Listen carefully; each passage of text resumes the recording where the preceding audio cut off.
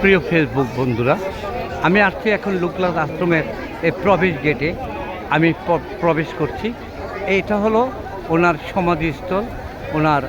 আর ওইদিকেই আছে আশ্রম, ওইদিকে আছে গেস্ট হাউস। বাইরে থেকে যত মানুষ আসে সব মানুষ এখানে ঘোরাঘুরি করে, এখানে রাত্রি যাপন করে এবং তাদের ধর্মীয় নিয়ম অনুযায়ী তারা এখানে ইবাদতবন্দি করে। পরিশেষে তারা প্রসাদ বিক্রি করে।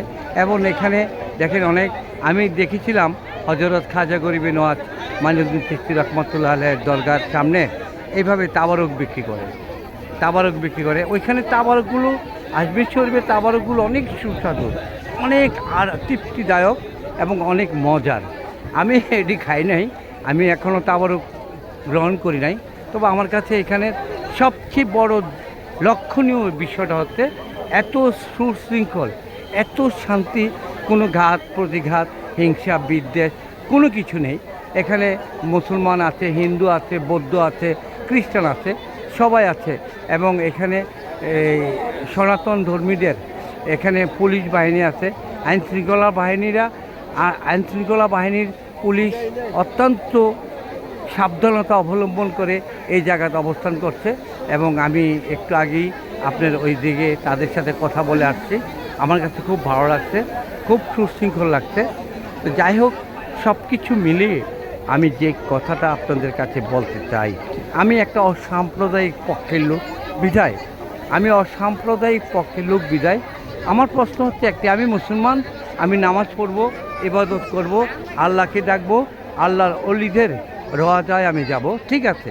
কিন্তু তাদেরও তো এরকম একটা ধর্মীয় সনাতন ধর্মদের একটা একটু স্বাধীনতা আছে, তাদের স্বাধীনভাবে তাদের ধর্ম পালন করে।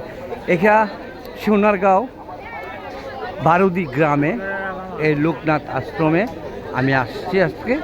আমার কাছে অপূর্ব সুন্দর লাগছে, আপনারা না দেখলে বিশ্বাস করবেন না, অনেক সুন্দর।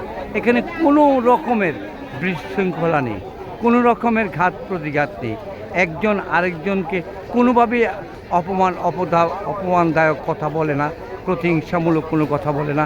সবাই সবার ভাবে, সবার মতো করে সবাই চলছে, সবাই হাসছে, যার যার ইবাদত বন্দেগী প্রার্থনা পূজা সবাই এভাবে করছে, ঠিক আছে। এখন তাদের বিষয়টা তাদের, আমাদের মুসলিম বিষয়টা আমাদের। কিন্তু এখানে কারোর ব্যক্তি স্বাধীনতা নিয়ে কোনো মন্তব্য না করারই উত্তম বলে আমি মনে করি।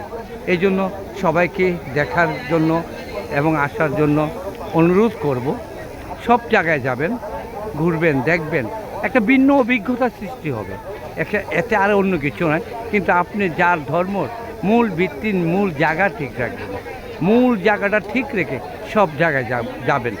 কেউ কারোরটা ভাঙতে যাবেন না, বিশৃঙ্খলা সৃষ্টি করতে যাবেন না।